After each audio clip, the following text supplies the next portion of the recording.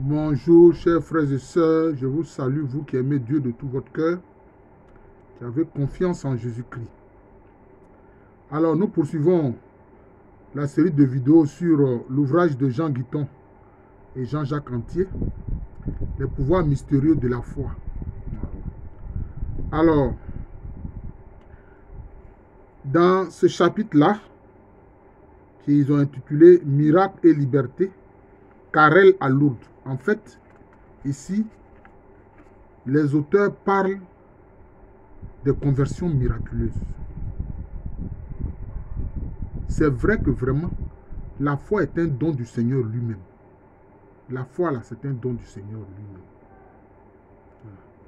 Donc, voilà ce qui est dit ici. Que Alexis Carrel est allé à Lourdes. C'était un jeune médecin originaire de la ville de Lyon, en France.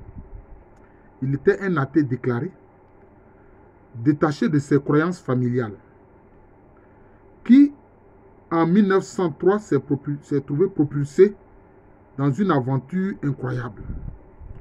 Il va voir à Lourdes un miracle se dérouler sous ses yeux. Son cas est exemplaire de l'attitude d'un véritable homme de science face au miracle. Exemplaire sa liberté d'action, son ouverture d'esprit. Il ne pratiquait aucune religion. S'est retrouvé médecin en train diocésain des grands malades de Lyon.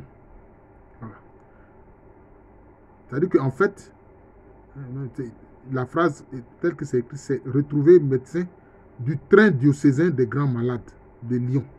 Voilà, donc cela veut dire que les grands malades qui étaient dans le train, qui sans doute se rendaient à Lourdes, lui, il était le médecin chargé de s'occuper d'eux. Ayant accepté autant que par curiosité que par générosité de remplacer le médecin bénévole du pèlerinage empêché de partir au dernier moment. Voilà bien des hasards de l'existence. Mais devant Dieu, il n'y a pas de hasard. Alors dans le train, Carrel est appelé auprès d'une jeune fille mourante, Marie Bailly, qui souffre d'une péritonite tuberculeuse et de tuberculose pulmonaire au dernier degré, d'origine héréditaire. Bon, ça, je ne savais pas que la tuberculose pouvait avoir une origine héréditaire. Ses parents et son frère en sont morts. Son médecin, sachant Marie condamnée, a accepté à regret de la laisser partir, persuadé qu'elle décéderait en route. Le voyage se passe mal. Carrel doit lui soutenir le cœur avec des piqûres. Elle arrive à Lourdes agonisante. Devant la grotte, Carole ne la quitte pas des yeux. Elle va de plus en plus mal et il s'attend à la voir mourir d'une minute à l'autre.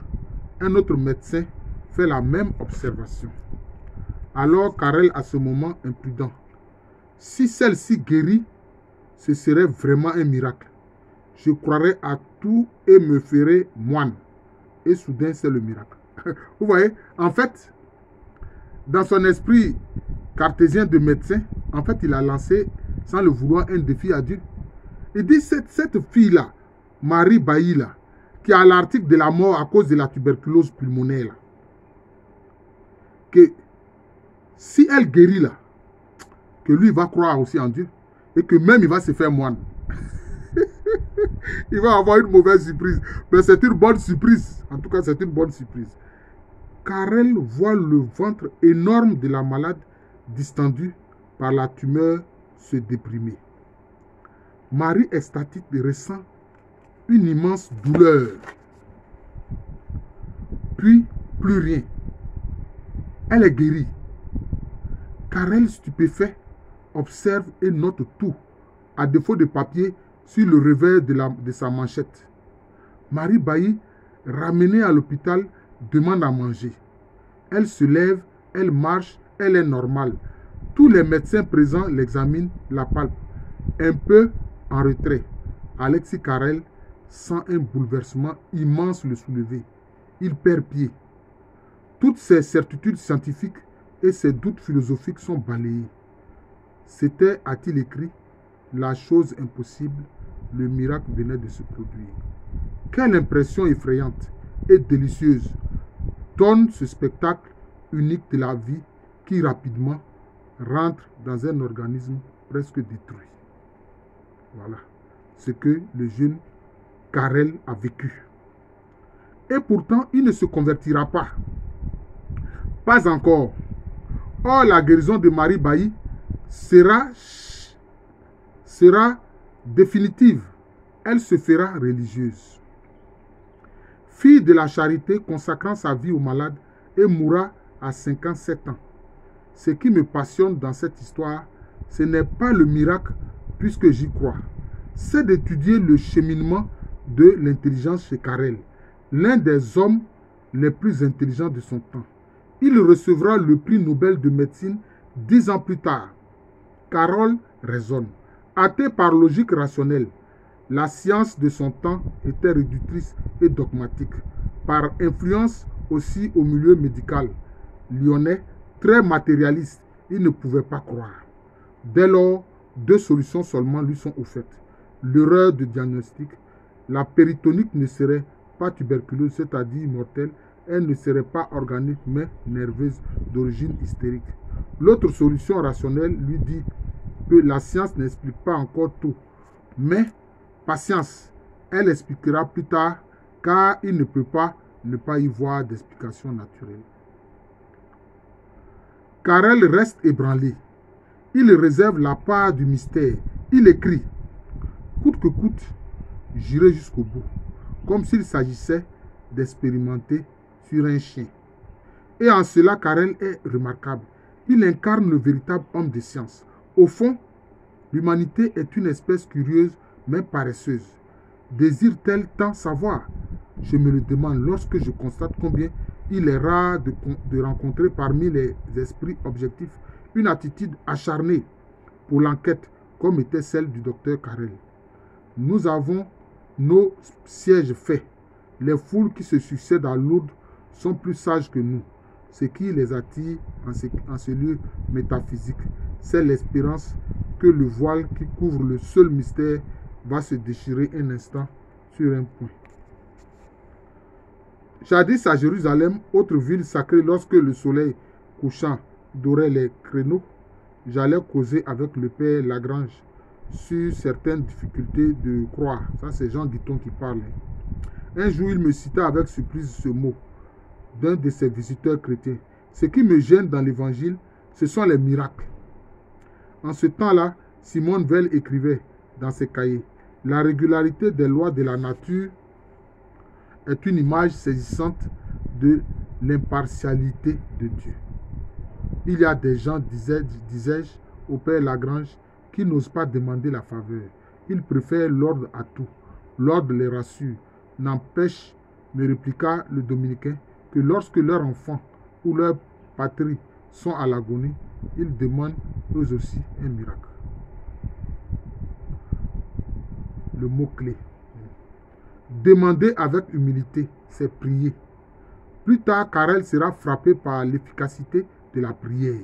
Vous entendez, frère, l'efficacité de la prière.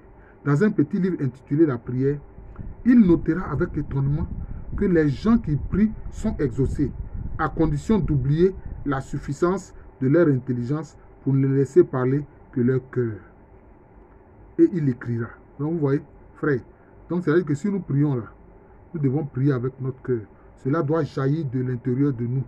Voilà ce que Karel, le médecin, le docteur Karel, qui anciennement était un athée, voilà ce qu'il a compris de la prière.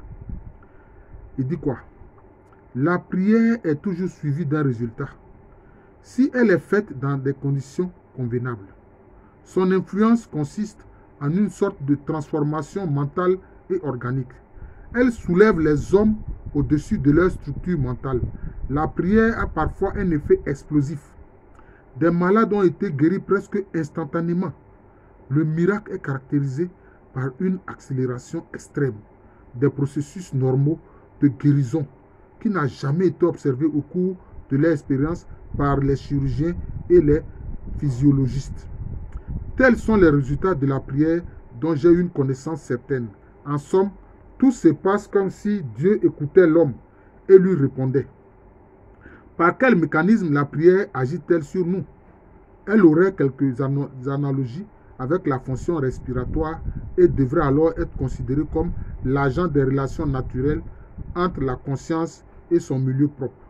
C'est par la prière que l'homme va à Dieu et que Dieu entre en lui. L'homme a besoin de Dieu comme il a besoin d'eau et d'oxygène. Je reprends cette phrase-là parce qu'elle est très importante, chers frères et sœurs. Voilà ce que le docteur Alexis Carrel écrit. C'est par la prière que l'homme va à Dieu et que Dieu entre en lui, c'est-à-dire Dieu entre dans cet homme. L'homme a besoin de Dieu comme il a besoin d'eau et d'oxygène. C'est-à-dire que si nous avons besoin d'eau et d'oxygène pour vivre, et aussi même d'aliments, cela veut dire que si nous n'avons pas Dieu, c'est comme si nous sommes morts en fait. Celui qui n'a pas Dieu est mort, en fait. Même si apparemment il semble vivant. En fait, il vivote, il ne vit pas. Cette constatation sera pour Carrel, donc, la révélation de l'expérience de toute une vie à la recherche de la vérité. Voilà, c'est ça. Alors, réflexion sur la conduite de la vie. Carrel se convertira au Christ, aimant et souffrant. Carole se convertira au Christ, aimant et souffrant, au Dieu plein de tendresse et de pitié. L'une de ses dernières paroles a été « Ce Dieu si abordable, à qui sait aimer, se cache à celui qui ne sait que comprendre. » C'est pourquoi la prière trouve sa plus haute expression dans un essor de l'amour à travers la nuit obscure de l'intelligence. Je reprends cette phrase-là. Ce Dieu si abordable, c'est-à-dire il est facile de l'aborder. Voilà. Il est ouvert, il a les bras ouverts. À qui sait aimer se cache à celui qui ne sait que comprendre. C'est-à-dire quoi? Dieu est amour. C'est ce qu'il a compris, tout comme Jean l'avait dit.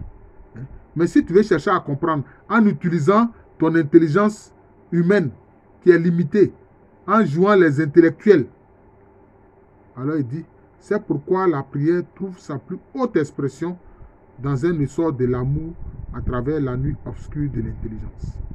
Parce que l'intelligence humaine est limitée.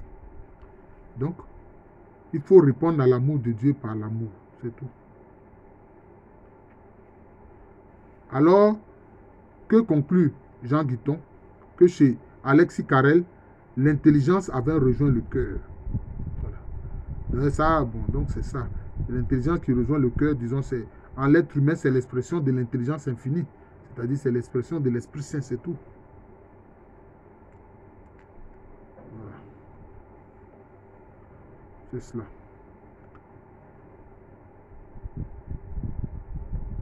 Alors, donc, or, c'est ce même milieu, donc le milieu de la médecine, qui 40 ans plus tard va donner deux médecins éminents, le docteur André Ricard, chirurgien des hôpitaux de Lyon. Un titre qui fut refusé à Carrel parce qu'il avait osé suggérer le caractère mystérieux du miracle. Et le docteur Jean de Chaume, professeur à la faculté de médecine de Lyon, chef de clinique neuropsychiatrique, deux scientifiques qui, en 1942, après avoir examiné pendant toute une journée Marthe Robin à la demande de l'évêque de Valence, oseront écrire dans leur rapport médical assermenté. Voilà, on va écouter ce qu'ils ont écrit, ces médecins-là. Elle ne présente aucun trouble psychique important. Parlant de Marthe Robin. Aucun signe clinique d'affection. Nous éliminerons la supercherie, la simulation et l'origine hystérique des manifestations. Stigmate, inédit, c'est-à-dire le fait de ne pas manger, ni boire, vision, extase. Nous sommes obligés de reconnaître notre impuissance. Nous affirmons la réalité des stigmates sanglants en dehors de toute supercherie. Nous aimons mieux reconnaître que nous ne voyons ni la cause, ni le mécanisme dans lequel actuel de nos connaissances, en l'état actuel de nos connaissances, et nous les considérons d'ordre surnaturel. Voilà. Donc, ils ont reconnu que Marthe Robin était une personne normale, n'a pas de trouble psychique, voilà, n'est pas névrotique. Mais ils constatent qu'elle ne mange pas, elle ne boit pas, elle ne se nourrit que de l'Eucharistie. Et elle a les stigmates. Et eux, ils n'arrivent pas à trouver une explication logique, donc scientifique à cela. Voilà, c'est tout. Alors, et les deux médecins lyonnais, qu'est-ce qu'ils vont faire? Ils vont conclure leur rapport en citant Alexis Carrel. Nous faisons ses pensées. Certaines activités spirituelles comme la prière peuvent s'accompagner de modifications anatomiques et fonctionnelles. Cela exige le renoncement à soi-même, forme élevée de l'ascèse, ainsi comprise la prière déclenche parfois un phénomène étrange, le miracle. Alexis Carrel avait parlé de miracle, non? La médecine à Lyon, sa ville, l'a condamné pour dire non, pourquoi il parle de miracle alors qu'il est un scientifique. Deux autres scientifiques qui ont examiné Marthe Robin en sont venus à la même conclusion que Alexis Carrel. Voilà les faits. Alors, les deux auteurs écrivent ici, on ne convaincra pas celui qui refuse de l'être, alors que répondent à ces personnes, même croyantes, qui demeurent choquées par le miracle. Oui, il y a certains chrétiens qui ont du mal à comprendre. Robert Aron, ce juste, me disait, c'est Jean Guiton qui parle, vous admettez les miracles, ces exceptions aux lois naturelles. Pour moi, tout est miracle. Vous opposez sacré et profane. Pour moi, tout est sacré. Vous opposez le prêtre et le laïc. Pour un juif, tout laïc est prêtre. Bon. Mais en fait, est-ce que les prêtres de nos églises refusent le fait que les laïcs soient prêtres? On dit que ça, c'est un sacerdoce royal. Hein? Chaque disciple de Jésus, chaque chrétien est prêtre, il est prophète et il est roi. C'est tout. Donc c'est cela. Alors, je vais m'arrêter là. C'est la conversion du médecin Alexis Carrel, la conversion d'Alexis Carrel, qui a vu une dame qui était à l'article de la mort être guérie à Lourdes. Et cela a bousculé ses convictions scientifiques, ses convictions de médecin qui ne croient qu'en la logique. Il a compris qu'il y a un univers qui est au-dessus de la logique, que le miracle est une réalité, que la prière produit des miracles. Frères et sœurs, voilà ce qu'il faut tirer comme conclusion pour comprendre cette expérience qu'a vécu ce médecin-là, Alexis Carrel, qui était athée, qui a vu un miracle sous ses yeux. Croyons au miracle et prions avec le cœur. Et alors nous serons exaucés. Parce que nous comptons alors sur Dieu qui est au-dedans de nous. Et Dieu que même l'univers ne peut pas remplir, il est au-dedans de nous, dans nos petites personnes. Par le Saint-Esprit qui habite en nous, par Jésus-Christ qui vit en nous, par le Père Céleste qui a fait sa demeure en nous avec son Fils bien-aimé Jésus-Christ. Je vous remercie. Je suis le frère Jean de l'amour de Jésus. C'est mon nom spirituel. Et à l'état civil, je suis le professeur Alouko Meredi. Merci encore. Bonne journée. Bonne soirée.